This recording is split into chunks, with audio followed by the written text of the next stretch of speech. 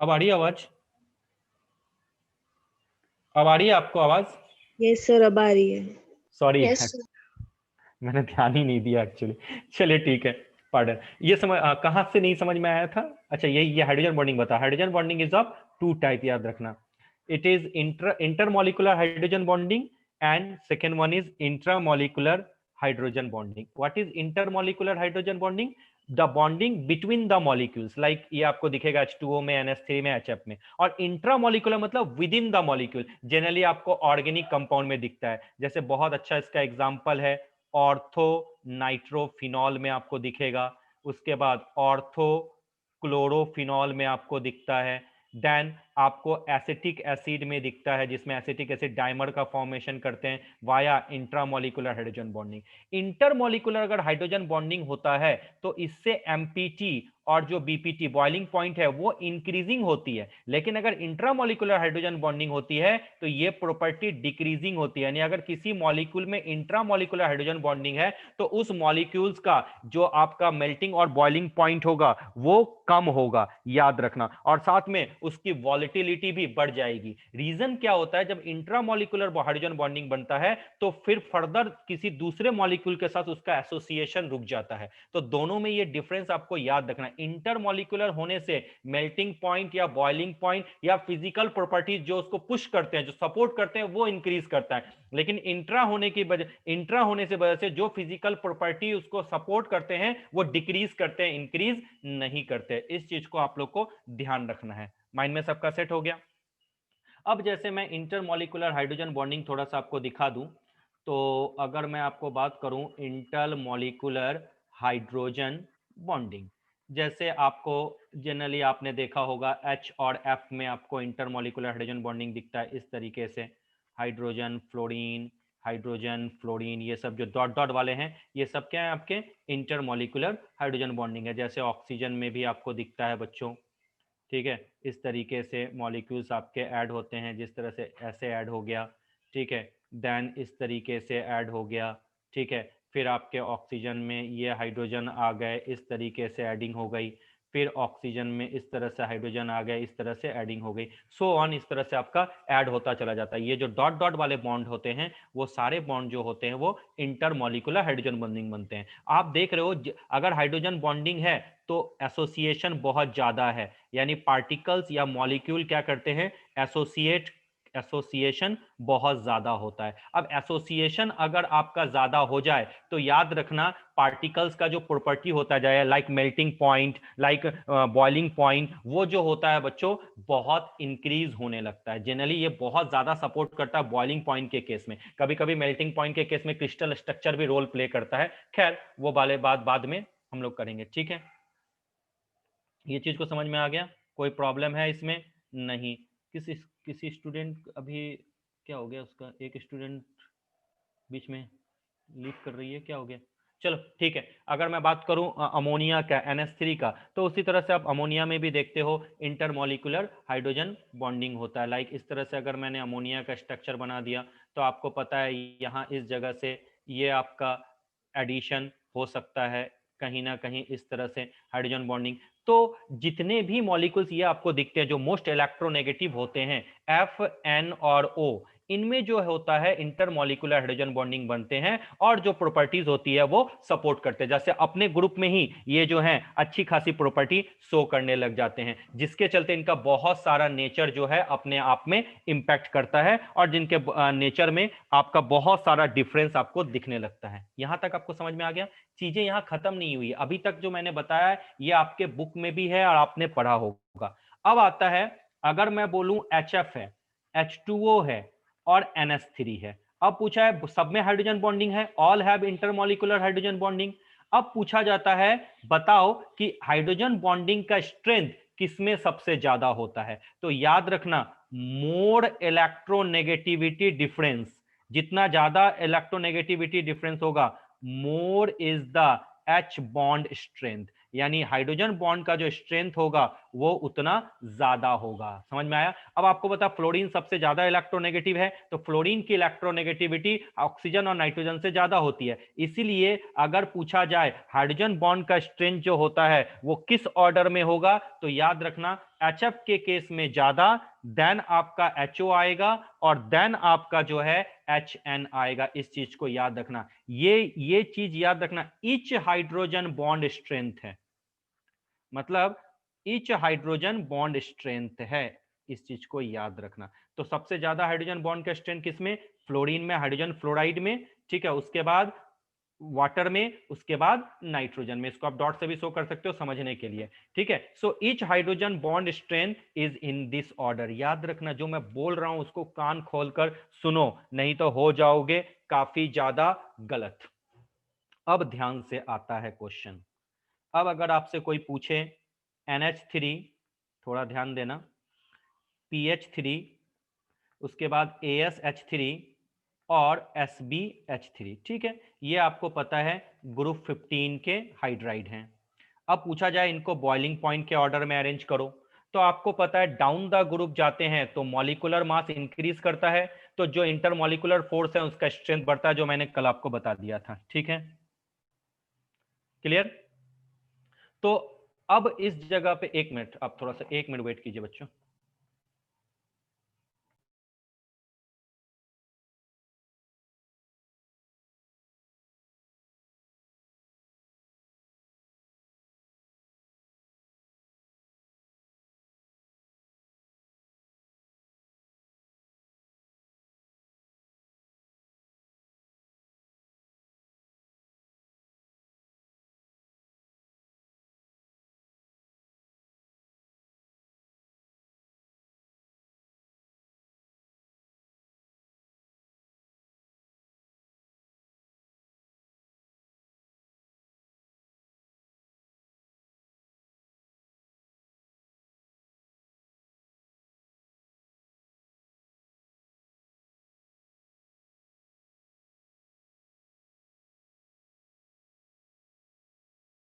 हम क्या देखते हैं, मॉलिक्यूलर मास जब इंक्रीज करता है तो हम लोग क्या देखते हैं बच्चों, व्हेन मॉलिक्यूलर मास इंक्रीजेज, तो जो इंटरमॉलिक्यूलर फोर्स है उसका स्ट्रेंथ क्या होता है, इंक्रीज करता है। So the boiling point order should be SbH3, उसके बाद होना चाहिए था ASH3, उसके बाद होना चाहिए था PS3, और उसके बाद होना चाहिए था बच्चों NH3। यही तो ऑर्डर होना चाहिए था। बिल्कुल, आप कहोगे हाँ सर बिल्कुल, इसमें तो कहीं कोई प्रॉब्लम है ही नहीं, लेकिन आपको पता है NH3 में हाइड्रोजन बॉन्ड होता है जिसका स्ट्रेंथ बाकी सारे इंटरमॉलिक्यूलर फोर्स से पावरफुल होता है। तो जो ये BPT का ऑर्डर है, बॉइलिंग पॉइंट का ऑर्डर है, वो रॉन्ग है, ठीक है। तो एक्चुअल करेक्ट आंसर क्या हो जाएगा बच्चों, SbH3, उसके बाद हो जाएगा आपका क्या, देन NH3, देन ASH3, और देन आपका क्या हो जाएगा बच्चों, PS3। This is the correct order of group 15 element के जो हाइड्राइड होते हैं उनका बॉइलिंग पॉइंट का ऑर्डर हो जाता है। कोई प्रॉब्लम है नहीं, यहां तक आपको समझ में आ गया। दूसरा दूसरा ध्यान देना, अब मैं बात करूं, लिखता हूं H2O, NH3, then SbH3, then ASH3, और देन आपका क्या लिखोगे बच्चों, देन लिख दो PS3। अब अगर इससे आपसे कोई पूछे कि बच्चों इसमें बताओ कि किस तरीके से हम बॉइलिंग पॉइंट को अरेंज करेंगे, ठीक है। अब आपको पता है H2O कहाँ का मेंबर है, H2O आपको पता है ग्रुप 16 का। तो आपको पता है इस जगह पे H2O और NH3 दोनों में हाइड्रोजन बॉन्ड है, लेकिन हाइड्रोजन बॉन्ड का स्ट्रेंथ सबसे ज्यादा किस में है, OH बॉन्ड में, यानी ऑक्सीजन का जो H2O में जो हाइड्रोजन बॉन्ड का स्ट्रेंथ है वो मोर पावरफुल है देन NH से। एम आई राइट? यस, आप बोलोगे हाँ सर बिल्कुल यू आर करेक्ट। तो चलो, जब इस तरह से हो जाएगा तो हमने क्या किया, ऑर्डर अरेंज कर दिया।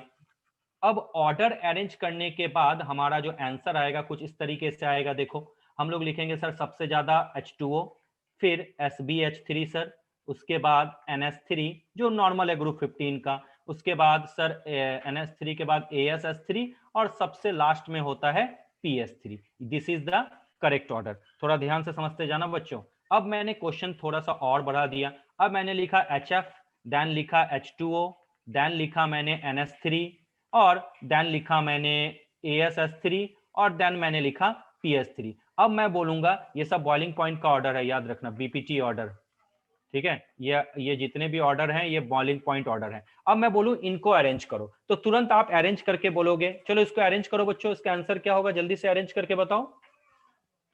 करेक्ट आंसर दिया है, और बीइंग एज अ टीचर सबने करेक्ट आंसर दिया है, सबके आंसर ऑलमोस्ट ऑलमोस्ट एक दूसरे से बिल्कुल सेम ही है। आई होप सो, मुझे एक बार चेक कर लेने दो फिर से। हाँ बहुत अच्छा, श्रेया, डिम्पल, झलक, पंखुड़ी, आयुषी, पंखुड़ी ने आंसर कहाँ किया, आयुषी ने आंसर कर दिया, 4 लोगों ने आंसर किया है। ठीक है, बहुत अच्छा है, एकदम सही है। और उस आपने आंसर जो किया है वो हो गया इस तरीके से आपने किया है, HF सर H2O, उसके बाद NH3, उसके बाद सॉरी हाँ उसके बाद ASH3, और उसके बाद PS3, और ये आपको मिल गया -1 नंबर, यानी घर से -1 का घाटा हो गया। अब आप बोलोगे सर मिस्टेक कहां है, तो आप इस चीज को समझ के रखो। मैंने बोला कि इलेक्ट्रोनेगेटिविटी डिफरेंस ज्यादा है तो हाइड्रोजन बॉन्ड का स्ट्रेंथ ज्यादा है, लेकिन हाइड्रोजन बॉन्ड का स्ट्रेंथ दो चीजों पे डिपेंड करता है। एक होता है एक्सटेंसिवनेस, कि एक मॉलिक्यूल कितना हाइड्रोजन बॉन्ड बना सकता है, और दूसरा होता है पोलैरिटी। अगर मैं बात करूं HF मॉलिक्यूल की, तो एक HF मॉलिक्यूल में जो टेंडेंसी होती है वो मैक्सिमम 2 हाइड्रोजन बॉन्ड बनाने की होती है। थोड़ा ध्यान से समझना इस चीज को, बहुत इंपॉर्टेंट चीज है। जहां जहां तुम मिस्टेक करोगे वो चीजें मुझे बतानी है, बाकी तो बुक में भी है, नया क्या है समझना। एक HF मॉलिक्यूल जो होता है बच्चों, on an average 2 hydrogen bond बनाता है, एक इस साइड एक साइड। लेकिन जब मैं H2O का स्ट्रक्चर ड्रॉ करूं, तो आपको पता है इधर से भी एक हाइड्रोजन इस तरीके से ऐड होगा, यहां से भी आपको पता है एक हाइड्रोजन दूसरे H2O मॉलिक्यूल्स का, ये हाइड्रोजन इस तरह से दूसरे वाटर मॉलिक्यूल के साथ ऐड होगा। अब मुझे बताओ किस केस में ज्यादा मॉलिक्यूल जुड़े, और आपको पता है जितना ज्यादा एसोसिएशन होगा पार्टिकल का, उसको तोड़ना उतना मुश्किल होगा। तो वाटर में पर मॉलिक्यूल में 4 हाइड्रोजन बॉन्ड बनाने की कैपेबिलिटीज होती है, लेकिन HF में पर मॉलिक्यूल जो होते हैं on an average 2 hydrogen bond ही बनाते हैं। भले ही इंडिविजुअल, अगर मैं बोलूं कि HF के ये बॉन्ड और हाइड्रोजन के ये हाइड्रोजन बॉन्ड, इंडिविजुअल बॉन्ड को कब आप कंपेयर करो, तब आप बोलोगे यस सर HF बॉन्ड जो होता है, HF बॉन्ड में जो हाइड्रोजन बॉन्ड बनाने की कैपेबिलिटी वो स्ट्रांग होता है, लेकिन टोटल नंबर ऑफ बॉन्ड किसके हाइड्रोजन बॉन्ड सबसे ज्यादा बनाया, वाटर ने। तो याद रखना यहां पे आंसर आपका ये गलत है, ऑर्डर होगा H2O, then HF, then NH3, ठीक है, देन आपका होगा ASH3, और देन आपका होगा बच्चों PH3। तो अगर आपसे कोई पूछे कि हाइड्रोजन बॉन्ड का जो स्ट्रेंथ होता है, समझ लेना अच्छे तरीके से, वो डिपेंड सिर्फ पोलैरिटी पे नहीं, एक्सटेंसिवनेस पे भी डिपेंड करता है। और दूसरा होता है किस पे, पोलैरिटी पे।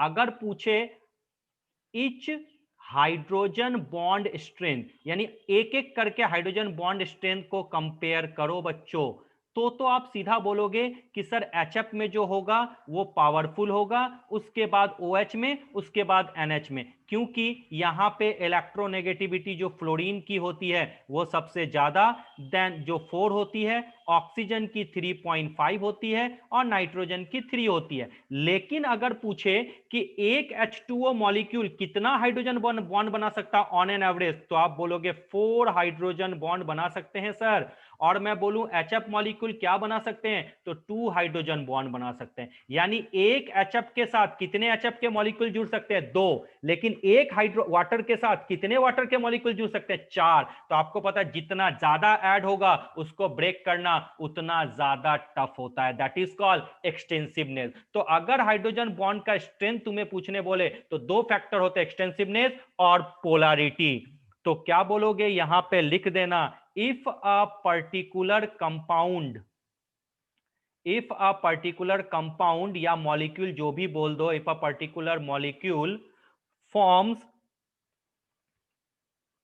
मोर हाइड्रोजन बॉन्ड, याद रखना कॉपी में लिखते जाना, then the BPT boiling point is more. Example में क्या लिखोगे, HF की बीपीटी जो H2O से कम होती है। ये बीपीटी ऑर्डर है। रीजन, इसमें सिर्फ 2 हाइड्रोजन बॉन्ड है, इसमें 4 हाइड्रोजन बॉन्ड है। लेकिन अगर अकेले अकेले कंपेयर करने बोले तब तो आप बोलोगे सर फ्लोरीन में हाइड्रोजन फ्लोराइड में जो हाइड्रोजन बॉन्ड का स्ट्रेंथ होगा वो ज्यादा होगा। लेकिन ओवरऑल जब कंपेयर करोगे तो आप चेक करके देखोगे किसमें कितने हाइड्रोजन बॉन्ड बनते हैं। इसमें बच्चा सबसे ज्यादा मिस्टेक करता है। जैसे अगर पूछे ये बॉन्ड अकेला और ये बॉन्ड अकेला, इनमें कंपेयर करो, तुम आंख खोल के बोलोगे सर ये बॉन्ड का पावर ज्यादा है इसका कम। लेकिन जैसे बॉइलिंग पॉइंट का ऑर्डर होने लगे तो चेक करो कौन सबसे ज्यादा हाइड्रोजन बॉन्ड बनाता है पर मॉलिक्यूल, ये याद रखना। तो भारी कौन है हाइड्रोजन बॉन्ड का स्ट्रेंथ के लिए, हमेशा याद रखना एक्सटेंसिवनेस डोमिनेट करेगा किसको, पोलैरिटी को।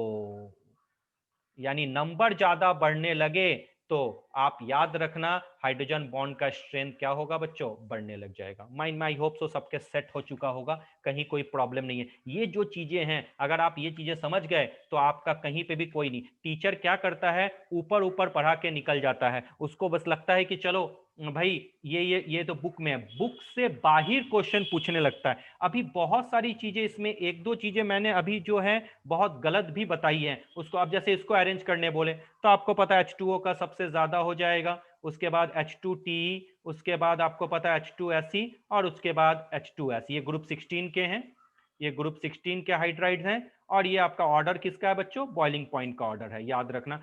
वाटर में सबसे ज्यादा हाइड्रोजन बॉन्डिंग बनाने की कैपेबिलिटीज होती है और इसीलिए आपने देखा होगा कि जो आइस का स्ट्रक्चर होता है वो ओपन केज स्ट्रक्चर होता है, tetrahedral open cage like crystal structure होता है, वो भी मैं पढ़ाने वाला हूं। उसी तरह से अगर ग्रुप 17 का आपसे पूछे कि भाई बताओ HF, HI, उसके बाद HBr और HCl में आपसे पूछे ये ग्रुप 17 के बॉइलिंग पॉइंट का ऑर्डर बताओ, तो फिर आप तुरंत बता दोगे सर सबसे ज्यादा किसका हो जाएगा, HF का हो जाएगा, फिर HI, फिर सो ऑन। इस तरह से हम लोग करेंगे। सबसे ज्यादा HF हाइड्रोजन बॉन्ड बनने की वजह से, उसके बाद HI, उसके बाद आपका सॉरी पार्डन HBr, उसके बाद सबसे लास्ट में किसका हो जाएगा बच्चों, HCl का हो जाएगा। क्लियर, रीजन आप समझ गए HI का क्यों एक्सेप्शनल हो गया, क्योंकि HI में हाइड्रोजन बॉन्ड है, बाकी सब तो एज इट इज है। ये आपके किसके ऑर्डर हैं बच्चों, बॉइलिंग पॉइंट के ऑर्डर हैं। माइंड में सबका सेट, किसी को कोई प्रॉब्लम है, नहीं सर कहीं किसी को कोई प्रॉब्लम नहीं है।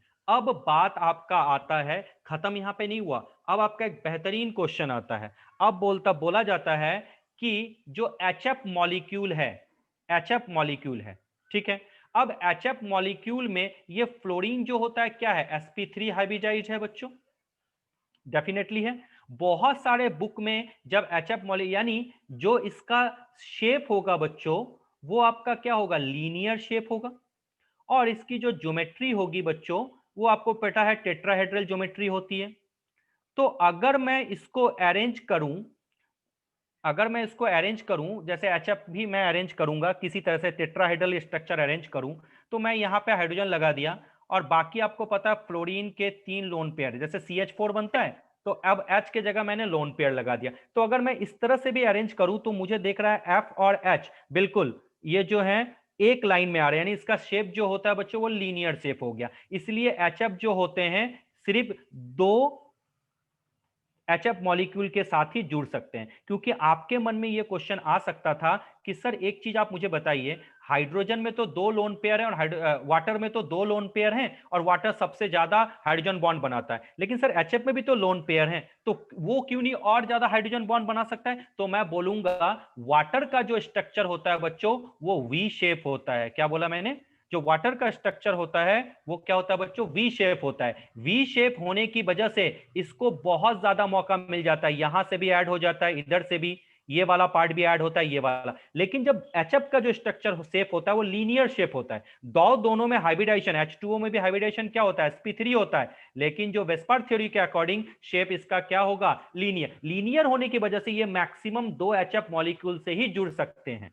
क्वेश्चन आपके मन में आ सकता होगा कि सर फ्लोरीन में तो ज्यादा लोन पेयर है, तो सर फ्लोरीन तो ज्यादा हाइड्रोजन बॉन्ड बनाना चाहिए। तो आप खुद अब सामने आप देख सकते हो कि फ्लोरीन का स्ट्रक्चर कैसा है बच्चों, लीनियर स्ट्रक्चर है। इस लीनियर स्ट्रक्चर के चलते एक फ्लोरीन मॉलिक्यूल सिर्फ 2 ही फ्लोरीन मॉलिक्यूल से ऑन एन एवरेज ऐड होते हैं। लेकिन वाटर मॉलिक्यूल का वी शेप स्ट्रक्चर होने की वजह से एक water molecule on an average 4 water molecule के साथ अट्रैक्ट होते हैं, इसलिए वाटर का बॉइलिंग पॉइंट जो होता है वो HF से क्या होता है बच्चों, ज्यादा होता है। बात यहां पे खत्म नहीं हुई है।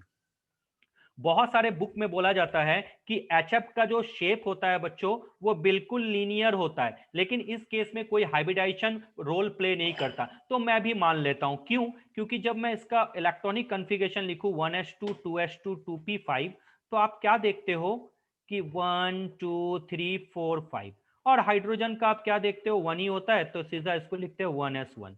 और आपको पता है अकॉर्डिंग टू वीबीटी थ्योरी वही पार्टिसिपेट करते हैं ऑर्बिटल जो हाफ फिल्ड होते हैं, यानी ये दोनों आपस में कंबाइन कर लिए, यानी जो फास्फोरस है उसका पी वाला और हाइड्रोजन का इस तरह से कंबाइन किया, यानी कोई इन दोनों की रिक्वायरमेंट हुई नहीं, यानी ये दोनों आपस में कंबाइन कर लिए, यानी नो हाइब्रिडाइजेशन, यानी जो एचएफ में आपका बॉन्ड बना वो पी एसपी ओवरलैपिंग से बना। एस मतलब हाइड्रोजन का एस सेल और फ्लोरीन का पी, यानी एसपी ओवरलैपिंग से ये बन गया। तो मैं भी कहूंगा हाँ सर, बुक में जो लिखा है वो बिल्कुल सही है। क्यों हम एचएफ में इस तरह से लिखें कि फ्लोरीन इज sp3 हाइब्रिडाइज और हाइड्रोजन में s ऑर्बिटल, यानी जो एचएफ का बॉन्ड बना वो sp3 s ओवरलैपिंग से है। नहीं, हम तो बोलेंगे एस और पी ओवरलैपिंग से बना, क्योंकि भैया सर फ्लोरीन में एक ही जो ऑर्बिटल है, मान लिया ये पीजेड ऑर्बिटल है, ये एम्प्टी है, यानी ये हाफ फिल्ड है, और एस से ये दोनों पेयरिंग कर लेंगे और अकॉर्डिंग टू वीबीटी एचएफ में मॉलिक्यूल बन जाएगा। तो ये जो बॉन्ड आपका बना वो एसपी ओवरलैपिंग, हाइब्रिडाइजेशन की जरूरत है ही नहीं। इसीलिए सर जो शेप होता है वो लीनियर होता है, यानी जो एंगल होता है वो 180 डिग्री होता है। ये बोल के हम लोग आ जाते हैं और बड़े आराम से हम बैठ जाते हैं कि हाँ बिल्कुल सही है। लेकिन हम ये नहीं समझ पाते कि अगर लीनियर शेप है तो बॉन्ड एंगल 180 डिग्री होना चाहिए, हाइब्रिडाइजेशन तो है नहीं। अब जो क्वेश्चन आता है वो ध्यान से समझो, क्यों ये वाला सही होता है, ये सपोर्ट क्यों करता है, वो तुम समझ लो अच्छे तरीके से। क्वेश्चन आया था, क्वेश्चन क्या आया था इस चीज को देखना। एक मिनट रुक जाइए बच्चों, है ना, एक मिनट रुकिए ना, सॉरी। ठीक है, तो मैंने क्या बोला कि आप देखोगे सर ये एसपी ओवरलैपिंग से बन गया, बिल्कुल सही है वीवीटी थ्योरी के अकॉर्डिंग, और ये मैं कह रहा हूं कि ये sp3 हाइब्रिडाइज्ड ऑर्बिटल है, ठीक है, और sp3 s ओवरलैपिंग से भी हो गया।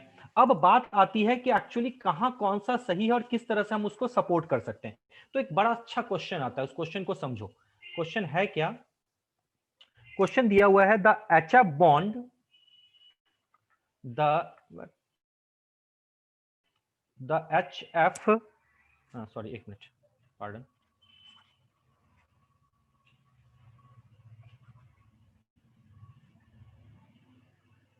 जो क्वेश्चन है आपका, hydrogen bond in solid HF, ठीक है, कैसा रिप्रेजेंटेशन होगा? पहला ऑप्शन देखो, ये HF है, ये आपका HF है, ये इस तरीके से क्या होगा, क्या आपको खुद देखना है। ये H है, ये H है बच्चों, ये F है, देन ये हाइड्रोजन बॉन्ड है, ये H, देन ये F, और उसके बाद फिर से ये H, और देन फिर से ये F, इस तरीके से स्ट्रक्चर है। थर्ड वाला आपका दिया हुआ है, ये F है, ये dot dot dot hydrogen bond है, देन ये आपका, रुकिए पार्डन,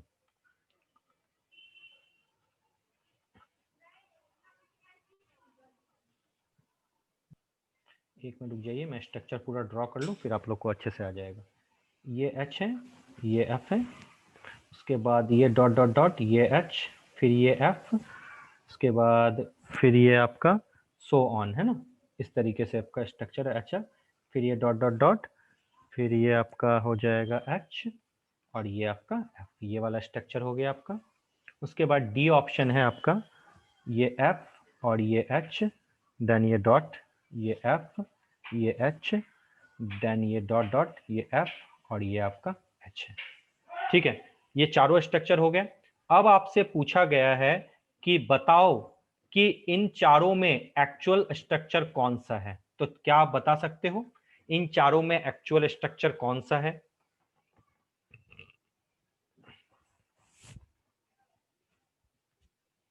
चलो जल्दी से इसका आंसर करो, इन चारों में एचएफ का स्ट्रक्चर कौन सा है? अगर आपसे कोई पूछे तो आप उसका आंसर क्या करोगे? ये क्वेश्चन है, अगर इन सब चीजों को तुम बना लो तो सही हो। अब आप अगेन अब आप मुझसे पूछ सकते हो सर ये तो आप क्या बता रहे हो, ये वाला क्यों नहीं होगा सर, ये वाला भी तो हो सकता है, ये वाला भी तो हो सकता है। अब मैं आपसे बोलूंगा बच्चों हाइब्रिडाइज्ड कौन है, फ्लोरीन है ना, sp3, हाइड्रोजन तो नहीं, तो जो एंगल हुआ होगा वो फ्लोरीन के अराउंड होगा ना, हाइड्रोजन के अराउंड कैसे हो सकता है बताओ, बीच में इसका हाइड्रोजन है, यहाँ बीच में फ्लोरीन है, तो ये होगा ना बच्चों। और ये तो क्या उल्टा एंगल है, तो इस तरह से कहाँ एंगल होगा, जब भी हम लोग वाटर का एंगल लेते हैं तो मुझे बताओ कौन सा एंगल लेते हैं, ये वाला लेते हैं या ऊपर वाला लेते हैं, आप बोलोगे सर ये वाला लेते हैं इस साइड से, तो ना तो डी सही, ना तो बी सही, ना तो ए सही, ये कंप्लीटली सपोर्ट किया, यानी फ्लोरीन क्या है, sp3 हाइब्रिडाइजर, ये जो बॉन्ड बना वो sp3s ओवरलैपिंग से, लेकिन इसका जो शेप है वो लीनियर है क्योंकि इसके पास 3 लोन पेयर है, लेकिन ज्योमेट्री क्या है बच्चों,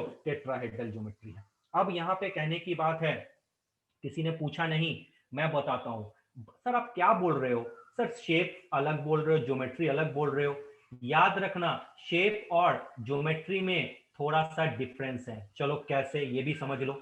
अगर मैं CH4 का स्ट्रक्चर बनाऊं तो आप इस तरीके से CH4 का स्ट्रक्चर बनाते हो, अगर मैं NH3 का स्ट्रक्चर NH3 लिखूं तो आप इस तरीके से NH3 बनाते हो, देखो तो बच्चों, और मैं वाटर बनाऊं तो इस तरह से बनाता हूं, चीजों को बहुत अच्छे से समझना, बोलना मैं क्या चाहता हूं।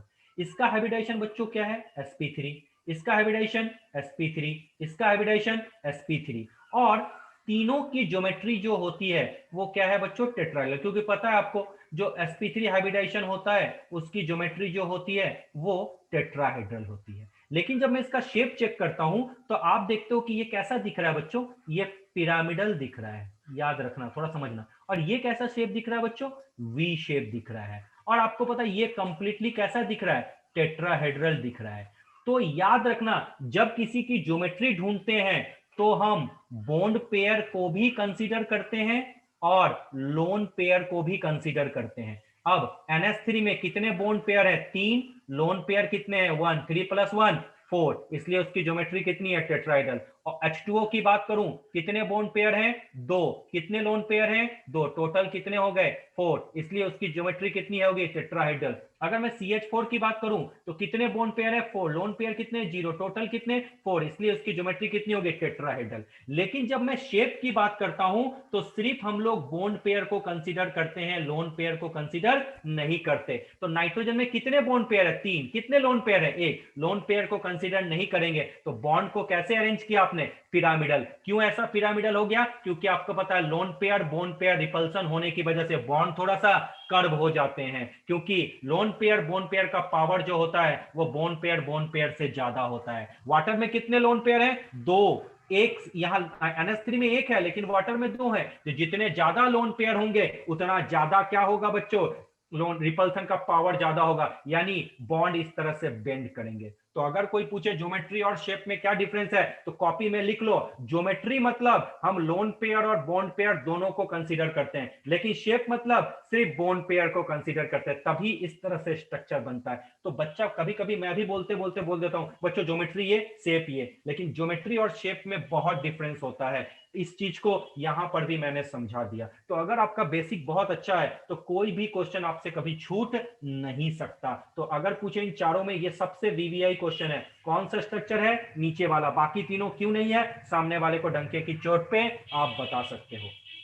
आई होप सो आपको चीजें समझ में आ रही होगी। तो हाइड्रोजन बॉन्ड दिखने में बहुत आसान होता है, लेकिन क्वेश्चन कहां से ढूंढ के लाते हैं, ऐसे क्वेश्चन ढूंढ के लाते हैं। तो अगर कोई पूछे हाइड्रोजन बॉन्ड का स्ट्रेंथ कौन डिसाइड करता है, तो बोलोगे सर सिर्फ पोलैरिटी नहीं एक्सटेंसिवनेस भी डिफाइन करता है। तो सबसे ज्यादा हाइड्रोजन बॉन्डिंग किसमें है, वाटर में, सबसे और HF में 2 है, वाटर में 4, तो किसका बॉइलिंग पॉइंट ज्यादा, सर वाटर का बॉइलिंग पॉइंट ज्यादा, HF का बॉइलिंग पॉइंट वाटर से कम होगा। दो HF बॉन्ड में जो हाइड्रोजन बॉन्ड है उसका ईच हाइड्रोजन बॉन्ड का स्ट्रेंथ भले H2O से ज्यादा हो, लेकिन क्वांटिटी हाइड्रोजन बॉन्ड बनाने की वाटर में सबसे ज्यादा होती है, जिसके चलते उसका बॉइलिंग पॉइंट HF से ज्यादा हो जाता है। आई होप आपको समझ में आ चुका होगा, कहीं कोई प्रॉब्लम नहीं है।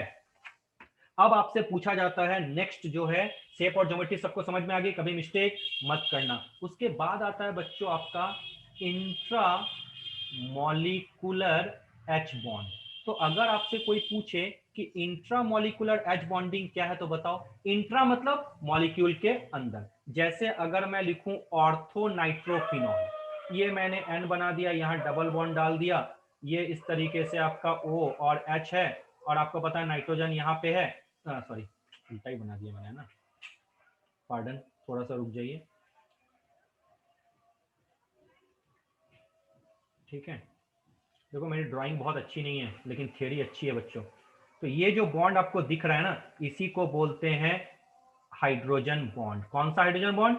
Intramolecular hydrogen bonding. इस चीज को याद रखना। तो ये क्या है, ऑर्थोनाइट्रोफिनॉल में इंट्रामोलिकुलर। और ये एक्चुअली क्या बोलते हैं, इसी को चिलेशन भी बोलते हैं। यानी कभी कभी आपको पूछा जाता है चिलेशन क्या होता है, तो एक्चुअली इसी को चिलेशन बोलते हैं। मतलब एक ही कंपाउंड के अंदर जब आपस में एसोसिएशन हो जाए, that is also known as chelation. उसी तरह से अगर ऑर्थोक्लोरो, याद रखना, अगर उसी तरीके से आपसे पूछा जाए ऑर्थोक्लोरो आपका फिनॉल, तो वहां पर भी हाइड्रोजन बॉन्ड बनने के चांस, यही एक ऐसा सिचुएशन है जहां हाइड्रोजन और क्लोरीन में भी H बॉन्ड बनता है, बाकी कहीं पर भी इंटरमोलिकुलर में क्लोरीन नहीं लेते। तो ये देखो इसी को बोलते हैं। अब ये जो हाइड्रोजन बॉन्डिंग है, इसके बनने की वजह से अब इसका एसोसिएशन दूसरे मॉलिक्यूल के साथ रुक जाता है। जब इसका एसोसिएशन दूसरे मॉलिक्यूल के साथ रुक जाता है तो इसकी बॉइलिंग पॉइंट घट जाती है और इसकी volatility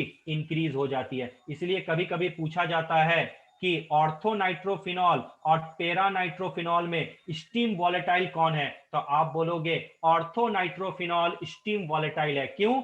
due to intramolecular hydrogen bonding. इसी तरह से एसिटिक एसिड, फॉर्मिक एसिड, इन सब में आपने देखा होगा इंट्रामोलिकुलर हाइड्रोजन बॉन्ड बनता है। और जब सॉल्यूशन चैप्टर टीचर आपको पढ़ा रहा होगा तो उसमें आपको पढ़ाया था वन टॉप फैक्टर, और वन टॉप फैक्टर में आपको बताया था आई की वैल्यू कब वन से ज्यादा ग्रेटर और कब less, in case of dissociation और इन केस ऑफ एसोसिएशन। और जब डिसोसिएशन होता है तो आपको पता है आई की वैल्यू इंक्रीज करती है, लेकिन जब एसोसिएशन होता है तो आई की वैल्यू डिक्रीज करती है। और इसका बेस्ट एग्जांपल सर क्या लेते थे? Acetic acid, formic acid, benzoic acid, ये सारी चीजें आप पढ़ चुके थे पहले, वो भी आप इसको देख लो। तो ये देखो HCOOH, ये क्या है? One molecule of formic acid, ध्यान से देखना, ये one molecule of formic acid है, देखो तो, हाँ बिल्कुल, ये दूसरा मॉलिक्यूल ऑफ फॉर्मिक एसिड है। दोनों किस तरह से जुड़े हुए हैं, देखो ये डॉट डॉट वाले, इसी को बोला जाता है बच्चों इंट्रा मॉलिक्यूलर हाइड्रोजन बॉन्डिंग। इस चीज को याद रखना। और intra molecular hydrogen bonding just opposite physical property लाता है, यानी इंटर से जो फेवरेबल होता है इंट्रा से वो अनफेवरेबल हो जाता है। किसी को कोई प्रॉब्लम वाली बात है? सबको समझ में आ रहा है? ये इंट्रामोलिकुलर हाइड्रोजन बॉन्डिंग है। अब लिखिए next, effect of hydrogen bonding. अगर आपसे पूछे कि हाइड्रोजन बॉन्डिंग का इफेक्ट कहां कहां होता है तो याद रखना इफेक्ट ऑफ H बॉन्डिंग कहां कहां होता है। पहला लिख लो, पहला लिखो, कंपैरिजन बिटवीन, पहला first one, comparison between the properties of ortho, Meta and para isomer. Comparison between the properties of ortho, meta and para isomer of aromatic compound, isomer of aromatic compound। जैसे अगर मैं यहां पे लिख दूं ortho nitrophenol, पहले मैं बता दूं NO2 में कौन सा बॉन्डिंग होता है? ऑड इलेक्ट्रॉन बॉन्ड होता है। तो जो मैंने स्ट्रक्चर बनाया वो नॉर्मली आपको समझाने के लिए बोला था, ठीक है, ताकि आपको दिख जाए। अदरवाइज अगर कंप्लीट स्ट्रक्चर बनाओगे तो NO2 में ऑड इलेक्ट्रॉन बॉन्ड होता है, और कैसे ऑड इलेक्ट्रॉन बॉन्ड बनते हैं, क्या ट्रिक होता है, वो भी मैं आपको समझा चुका हूं। अब अगर आपको ये दे दे, अब आपसे पूछे बताओ सबसे ज्यादा वॉलेटिलिटी किसकी होगी, आपको पता है ये कौन सा फॉर्म है बच्चों? ऑर्थो फॉर्म है। ये कौन सा फॉर्म है? पैरा फॉर्म है। और ये कौन सा फॉर्म है जल्दी बता दो? मेटा फॉर्म है। तो अब ऑर्थो नाइट्रोफिनॉल, पैरा नाइट्रोफिनॉल और मेटा नाइट्रोफिनॉल में सबसे ज्यादा वॉलेटाइल कौन होगा? तो आप बोलोगे सर सबसे ज्यादा वॉलेटाइल ऑर्थो नाइट्रोफिनॉल होगा। क्यों? क्योंकि इसमें इंट्रामोलिकुलर है। उसके बाद कौन हो जाएगा? सर मेटा वाला। और सबसे कम वॉलेटाइल कौन होगा? पैरा हो जाएगा। याद रखना ये वॉलेटिलिटी ऑर्डर है, ये वॉलेटिलिटी ऑर्डर है। बोलो क्यों? क्योंकि इसमें इंट्रामोलिकुलर, यानी ये लिखोगे हाईली वॉलेटाइल, ठीक, ध्यान से समझना। और ये क्या हो जाएगा? Less volatile. ये नीट में भी क्वेश्चन आया था। और स्टीम वॉलेटाइल कौन होता है? तो ortho.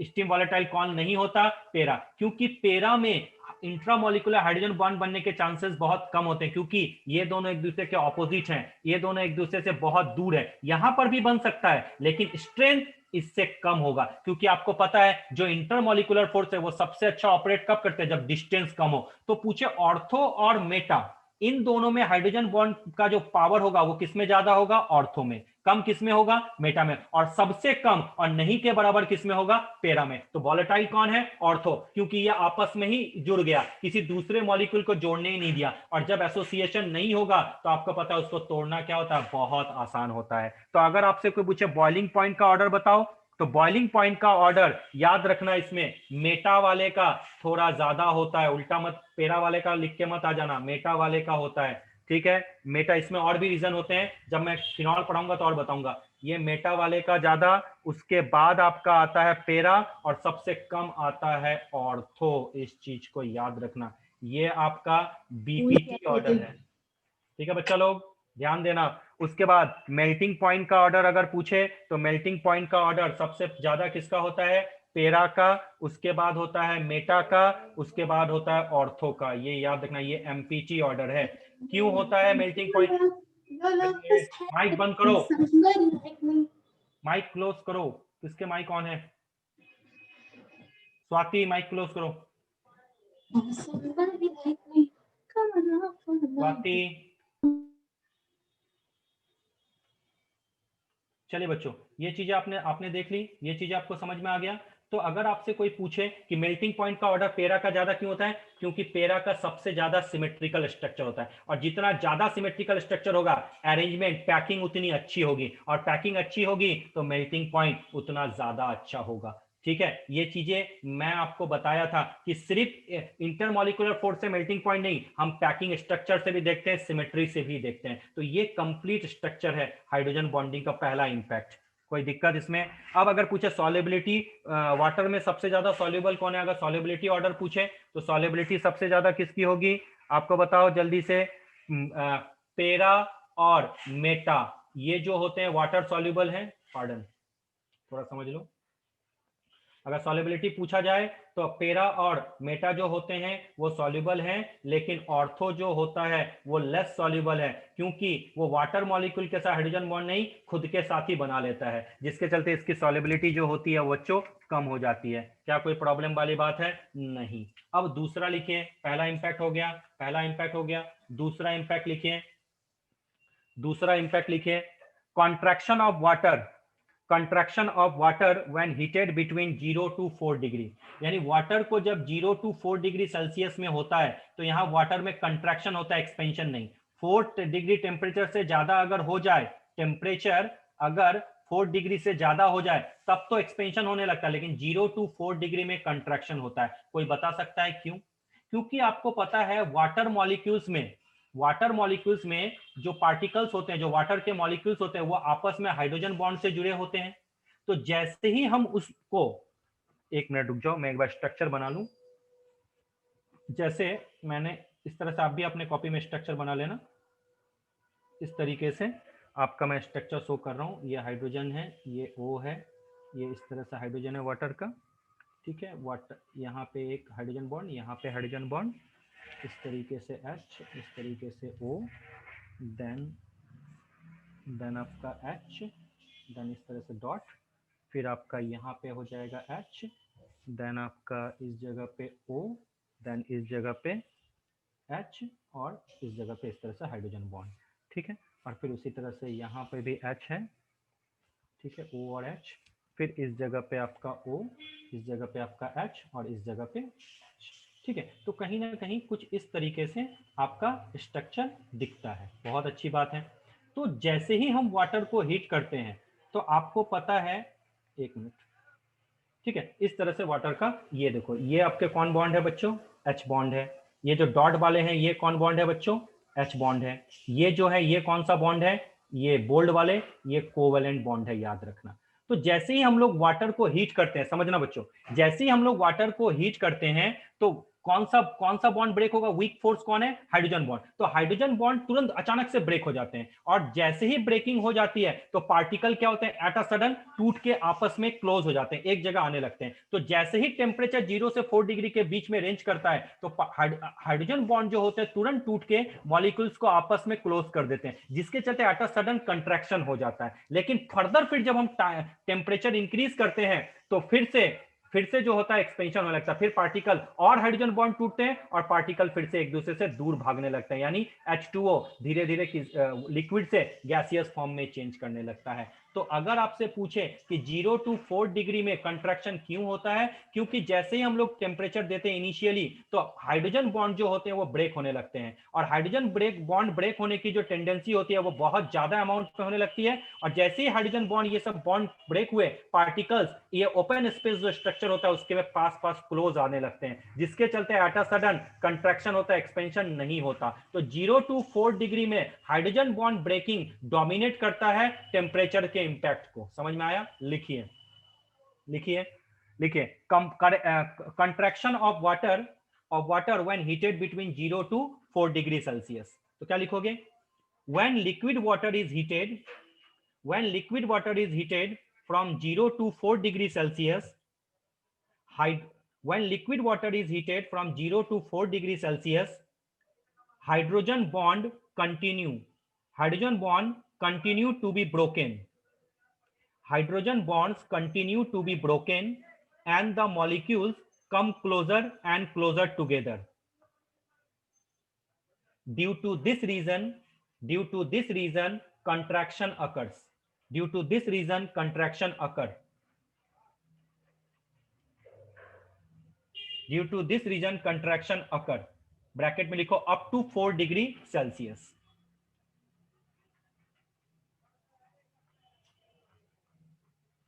But we know with rise in temperature, expansion take place. With rise in temperature, expansion take place. But we know with rise in temperature, expansion take place. Clear? But up to 4 degree Celsius, the former effect, but up to 4 degree Celsius, the former effect bracket में लिख देना, hydrogen bond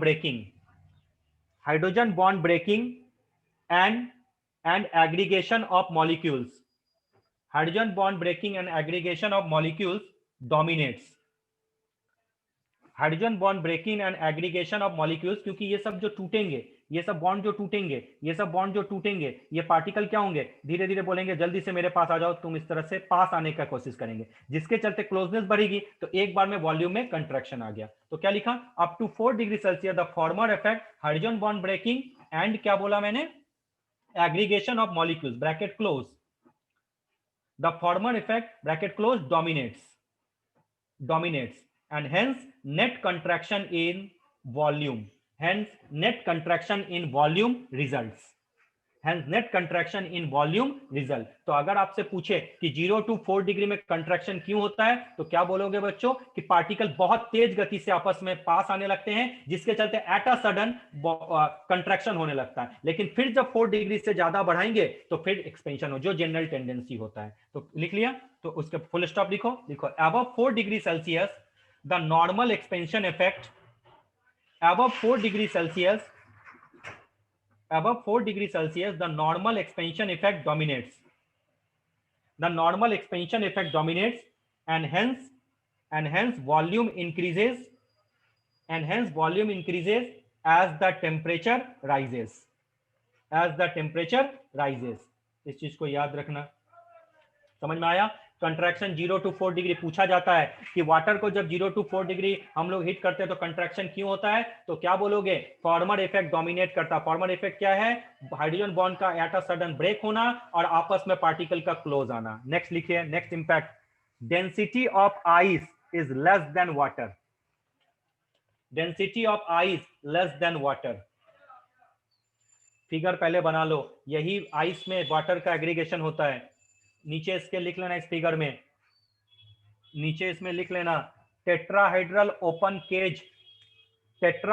open cage like structure of ice, या ice का structure है, याद रखना tetrahedral open cage like structure. और इसमें देखो बहुत सारे गैप, ओपन स्पेस तुमको दिख रहे होंगे, दिख रहे हैं, ये बहुत सारे ओपन स्पेस दिख रहे हैं।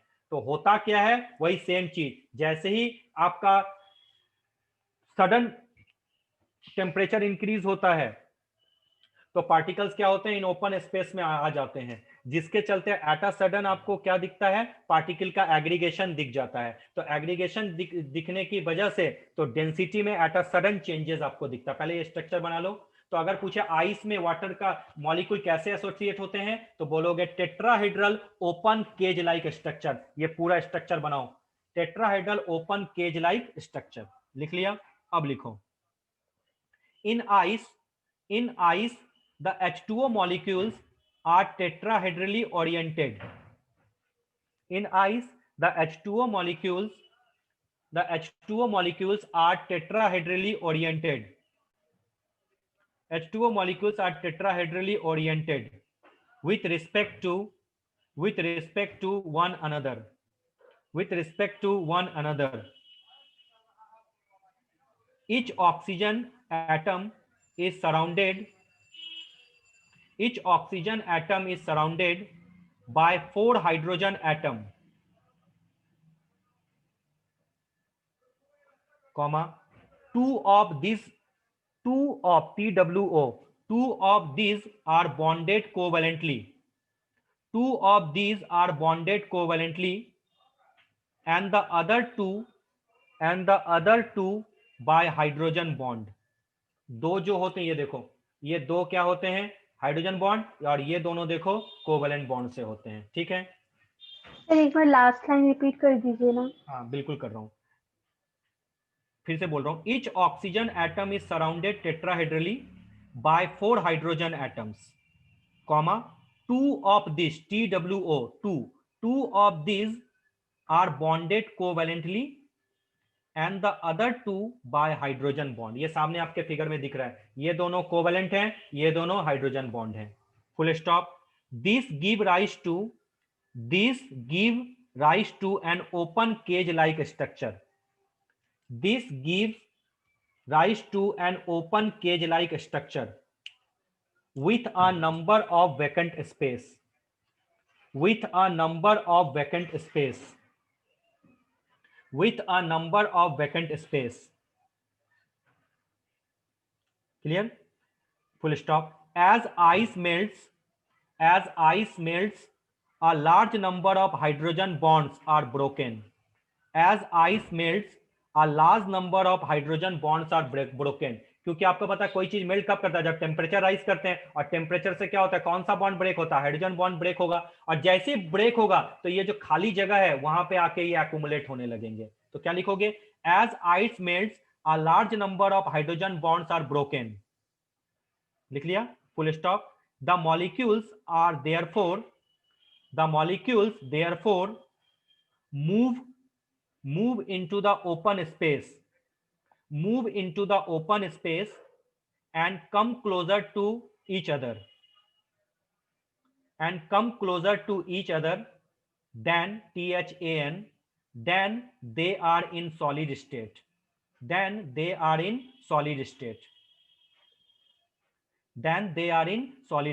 Clear? Comma, which result in the sharp increase in density, यानी जैसे ही आइस मेल्ट होकर वाटर बनता है उसकी डेंसिटी बढ़ जाती है क्योंकि पार्टिकल क्लोज हो जाते हैं। which results in the sharp increase in density. Full stop. For this reason, REASON, for this reason, comma, the density of liquid water is higher than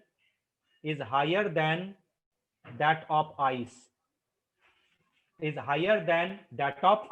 question सीधा पूछा जाता है कि आइस का स्ट्रक्चर क्या होता है, तो क्या बोलोगे, ओपन केज लाइक स्ट्रक्चर। तो कैसा स्ट्रक्चर है आपके सामने दिख रहा है। ठीक है, इसमें एक ऑक्सीजन, देखो यहां 2 हाइड्रोजन बॉन्ड बनाया और ये 2 अपना कोवेलेंट बॉन्ड के साथ इंक्लूडेड है। तो तो ये सब हाइड्रोजन बॉन्ड के कुछ यूजेस हैं, थोड़ा ध्यान रखना, समझना, कहां कहां मैंने बोला और कहां कहां करेक्शन करने की जरूरत है, उस चीज को समझ लेना।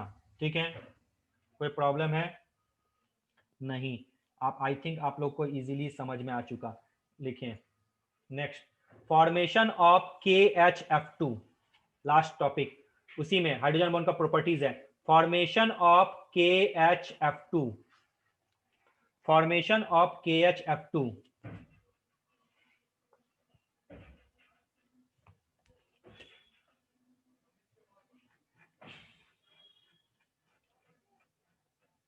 We know KHF2 exists,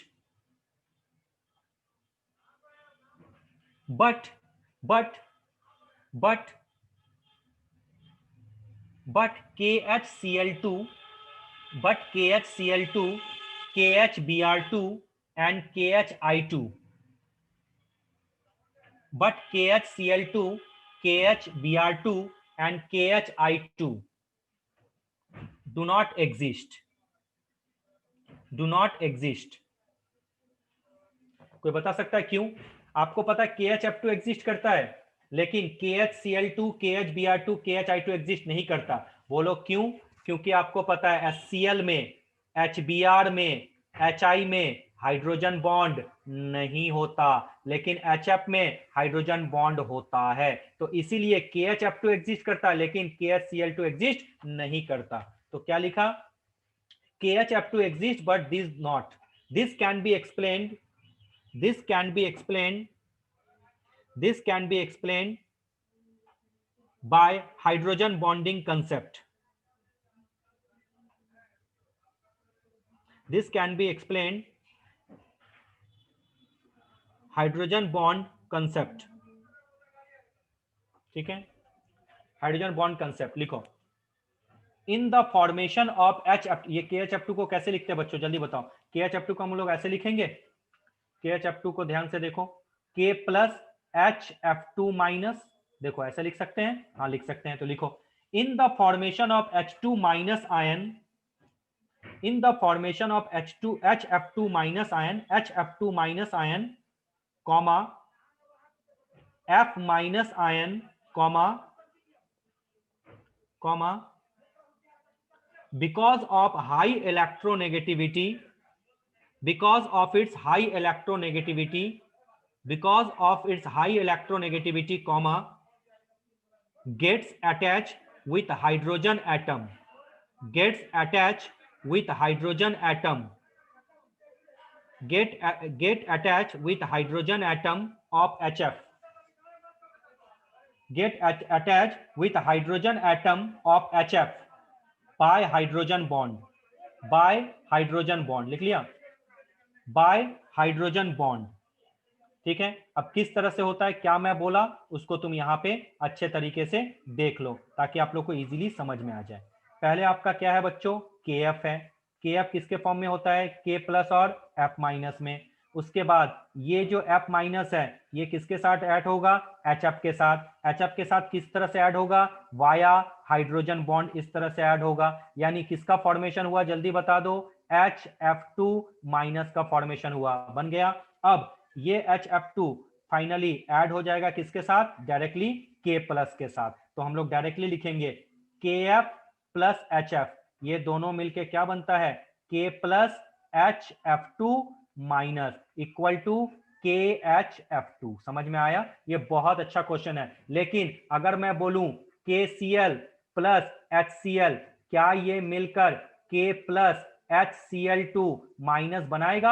आप बोलोगे सर नहीं, क्योंकि ये वाला जो हाइड्रोजन बॉन्ड यहां पे दिख रहा है, ये HCl में नहीं हो सकता। इसलिए ना तो KHCl2 एग्जिस्ट करता है, ना KHBr2 एग्जिस्ट करता है, और ना KHI2 एग्जिस्ट करता है। सिर्फ कौन एग्जिस्ट करता है बच्चों, KHF2 एग्जिस्ट करता है। बहुत बेहतरीन क्वेश्चन था ये, याद रखना। तो ये सब चीज बच्चों अच्छे अच्छे फंडास थे हाइड्रोजन बॉन्डिंग के।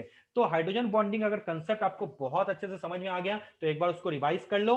आपसे कोई भी क्वेश्चन किसी भी बुक, किसी भी इंस्टीट्यूट का नहीं छूटेगा हाइड्रोजन बॉन्डिंग पे, ये मेरा आपसे प्रॉमिस है। तो चलो बच्चों, अब क्लास यही खत्म करते हैं। ठीक है, नेक्स्ट क्लास में हम लोग, टाइमिंग में बता ही चुका हूँ, नेक्स्ट क्लास में हम लोग स्टार्ट करेंगे कोऑर्डिनेशन केमिस्ट्री। ठीक है, चलो, किसी को कुछ पूछना है क्या?